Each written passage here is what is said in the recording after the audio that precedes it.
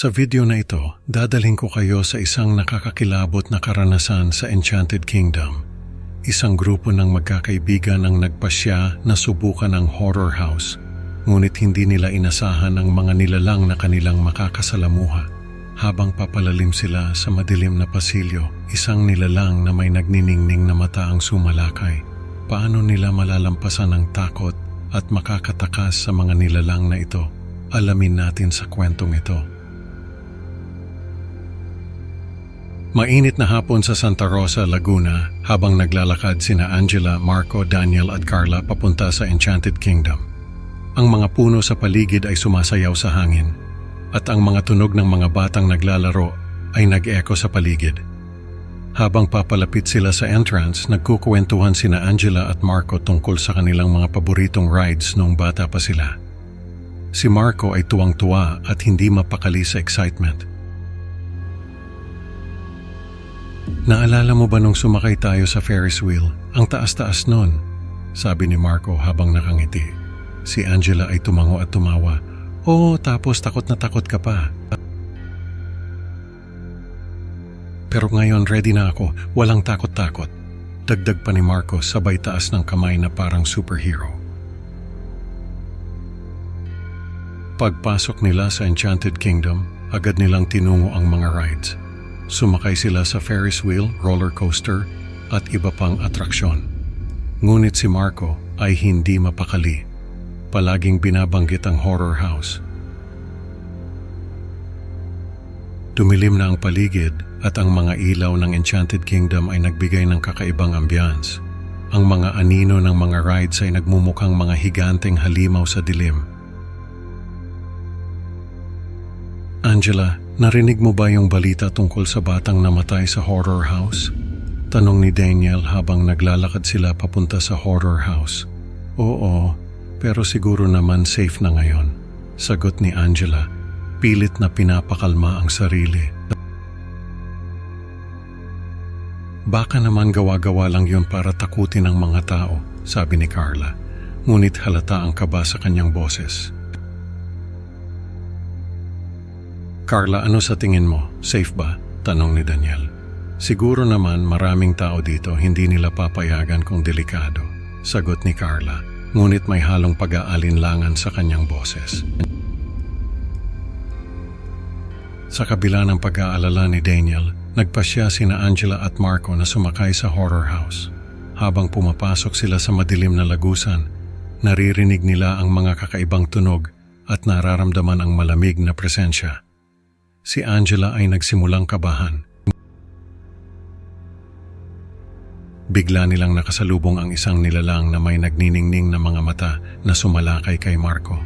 Sa gitna ng dilim, kitang-kita ni Angela ang takot sa mukha ng kanyang kapatid.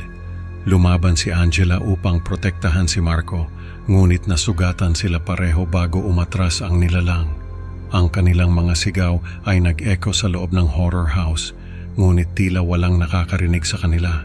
Nagmamadali silang lumabas ng bangka at naghanap ng ligtas na lugar, ngunit ang takot ay patuloy na bumabalot sa kanila. Habang nagtatago sa isang sulok ng horror house, lumitaw ang isa pang nilalang, kaya't napilitan si Angela na utusan si Marco na maunang humingi ng tulong. Marco, tumakbo ka na. Kailangan mong humingi ng tulong, sigaw ni Angela. Nahuli si Angela ng nilalang ngunit nakatakas siya habang humihina ito. Sa kanyang pagtakbo naririnig niya ang mga yapak ng nilalang na tila sumusunod sa kanya. Ang kanyang puso ay kumakabog habang hinahanap niya ang daan palabas. Nailigtas sila ng mga tauhan ng Enchanted Kingdom at nagising sila sa ospital kinabukasan. Si Angela ay may mga sugat at pasa, ngunit ang kanyang isip ay puno ng mga tanong. Ipinagpapalagay ng mga awtoridad na ang nangyari ay dulot ng mga ligaw na aso na nakapasok sa horror house. Ngunit para kay Angela, tila hindi ito sapat na paliwanag sa mga naranasan nila. Bagaman sinasabing ligaw na aso ang may kagagawan, si Angela ay patuloy na binabagabag ng alaala ng mga nilalang at ang muntik ng trahedya. ang mga nagniningning na mata at malamig na presensya ay patuloy na bumabalik sa kanyang mga panaginip. Ang karanasan ay nag-iwan ng malalim na takot kay Angela na hindi na muling bumalik sa Enchanted Kingdom. Sa bawat pagdaraan ng mga taon, ang alaala ng gabing iyon ay nananatiling sariwa, isang paalala ng mga nilalang na nagtatago sa dilim. Sa loob ng horror house, ang mga ilaw ay kumikislap at ang mga tunog ng mga halimaw ay nagmumula sa iba't ibang direksyon. Ang paligid ay puno ng mga anino at mga kakaibang dekorasyon. Ate, ang creepy dito, bulong ni Marco habang mahigpit na hawak ang kamay ni Angela. Relax lang Marco, part lang to ng ride, sagot ni Angela, pilit na pinapakalma ang sarili. Biglang lumitaw ang isang nilalang na may nagniningning na mga mata mula sa isang sulok. Sumalakay ito kay Marco at kitang-kita ni Angela ang takot sa mukha ng kanyang kapatid. Tulong! May tao ba diyan? Sigaw ni Angela, ngunit walang sumagot. Marco, tumakbo ka. Sigaw ni Angela habang sinusubukan niyang labanan ang nilalang. Ngunit nasugatan sila pareho bago umatras ang nilalang. Ang kanilang mga sigaw ay nag-echo sa loob ng horror house, ngunit tila walang nakakarinig sa kanila. Nagmamadali silang lumabas ng bangka at naghanap ng ligtas na lugar. Ngunit ang takot ay patuloy na bumabalot sa kanila. Habang nagtatago sila sa isang sulok ng horror house, ang mga tunog ng mga halimaw ay patuloy na nagmumula sa iba't ibang direksyon. Ang paligid ay puno ng mga anino at mga kakaibang dekorasyon. Dapat hindi tayo nagpunta dito, bulong ni Daniel, nanginginig sa takot. Wala na tayong magagawa, kailangan nating makalabas dito, sagot ni Angela, pilit na pinapalakas ang loob ng lahat. Lumitaw ang isa pang nilalang, kaya't napilitan si Angela na utusan si Marco na maunang humingi ng tulong. Marco, tumakbo ka na. Kailangan mong humingi ng tulong, sigaw ni Angela. Nahuli si Angela ng nilalang, ngunit nakatakas siya habang humihina ito. Sa kanyang pagtakbo, naririnig niya ang mga yapak ng nilalang na tila sumusunod sa kanya. Ang kanyang puso ay kumakabog habang hinahanap niya ang daan palabas. Sa wakas, nakita niya ang exit at nagmamadaling lumabas. Ngunit kahit nakalabas na sila, ang mga katanungan at takot ay patuloy na bumabalot kay Angela. Ano nga ba ang mga nilalang na iyon? Sa labas ng horror house, sinalubong sila ng mga tauhan ng Enchanted Kingdom. Agad silang dinala sa ospital upang gamutin ang kanilang mga sugat. Habang sinasakay sila sa ambulansya, isang tauhan ang nagtanong, anong nangyari? Bakit parang wala namang ibang nakarinig? Hindi ko alam, parang ibang mundo yung loob, sagot ni Angela, nanginginig pa rin. Hindi niya maalis sa isip ang mga nagniningning na mata ng nilalang na sumalakay sa kanila.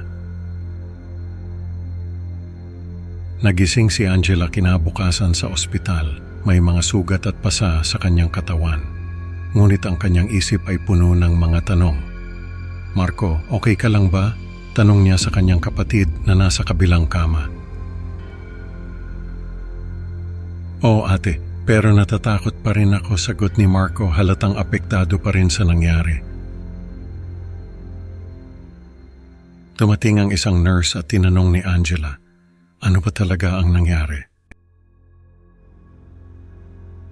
Ipinagpapalagay ng mga awtoridad na ang nangyari ay dulot ng mga ligaw na aso na nakapasok sa horror house, sagot ng nurse. Ngunit para kay Angela, tila hindi ito sapat na paliwanag sa mga naranasan nila. Ang mga alaala ng mga nagniningning na mata at malamig na presensya ay patuloy na bumabalik sa kanyang isipan. Bagaman sinasabing ligaw na aso ang may kagagawan, si Angela ay patuloy na binabagabag ng alaala ng mga nilalang at ang muntik ng trahedya. Ang mga nagniningning na mata at malamig na presensya ay patuloy na bumabalik sa kanyang mga panaginip. Hindi ito mga ligaw na aso, Bulong ni Angela sa sarili habang nakatingin sa bintana ng kanyang kwarto.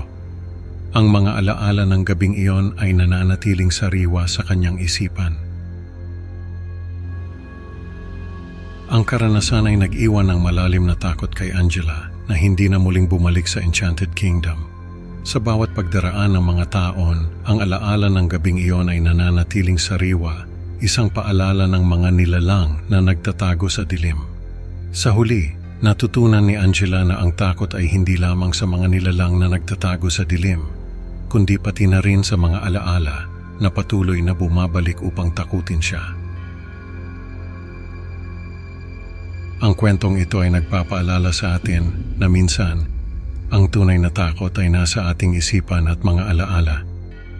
Salamat sa pakikinig, mga ka-creepy. Huwag kalimutang mag-like at subscribe para sa mas marami pang nakakatakot na kwento. Hanggang sa susunod na upload, ingat at baka may nanonood sa dilim.